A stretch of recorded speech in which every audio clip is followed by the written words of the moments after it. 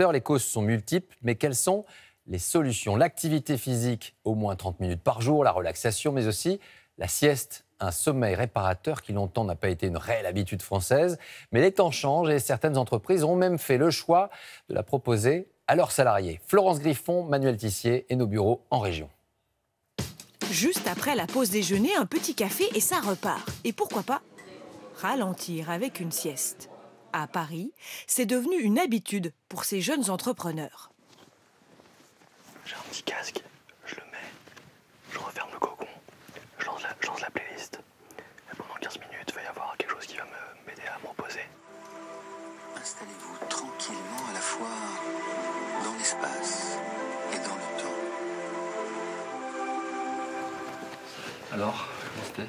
Nickel, 15 minutes, je me sens bien. J'ai un coup de fil important tout à l'heure avec une négociation, j'ai les idées claires, c'est parfait. Deux jeunes entrepreneuses ont inventé ces tentes et les vendent aux entreprises, en plus d'heures de formation sur le sommeil.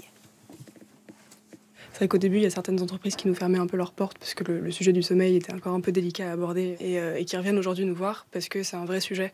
On se rend compte de l'impact du sommeil sur la santé physique, mentale des salariés.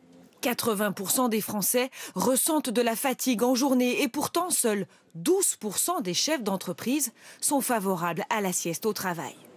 On est loin des habitudes prises notamment en Chine, où le droit à la sieste au travail est inscrit dans la Constitution. Là-bas, tous les secteurs la pratiquent. Une habitude tellement ancrée que lorsqu'ils font leurs courses, notamment dans cette chaîne d'ameublement, certains Chinois n'hésitent pas à profiter des lits et canapés à leur disposition pour piquer un petit roupillon. Vous êtes bien là? Très bien. Vous voulez essayer? Pour cette spécialiste en neurosciences, la sieste est excellente à condition de ne pas dépasser 20 minutes. Voilà, c'est ça. On rentre dans le sommeil léger, puis le sommeil intermédiaire, et on ne rentre pas dans le sommeil profond. Et ça, c'est important parce que quand on rentre dans le sommeil profond, eh bien, on a du mal à se réveiller après. D'après une étude de la NASA, 20 minutes de sieste permettent d'augmenter de 30% la productivité. Est-ce vrai? À Grenoble, dans cette entreprise d'informatique, les salariés pratiquent la sieste depuis 10 ans. Au début, je m'endormais absolument pas. J'étais un peu stressée par l'environnement, à me dire je fais quand même la sieste au boulot, c'est un peu bizarre. Et en fait, au fur et à mesure, j'ai pris l'habitude, le corps a pris l'habitude de le faire aussi. Et du coup, j'ai vraiment 20 minutes où je sens que je me détends, je pars un petit peu, je sens que je me repose. Pour le directeur, impossible de mesurer le gain de productivité. Et pourtant, il est réel. C'est surtout un ressenti, c'est un signal aussi. Le signal de dire on peut se reposer. Donc il y a un côté d'image et un côté de productivité, de bien-être. Voilà, ça fait déjà pas mal. Comment faire lorsque l'entreprise rechigne à permettre la sieste? À Toulouse, ce restaurant a trouvé la solution.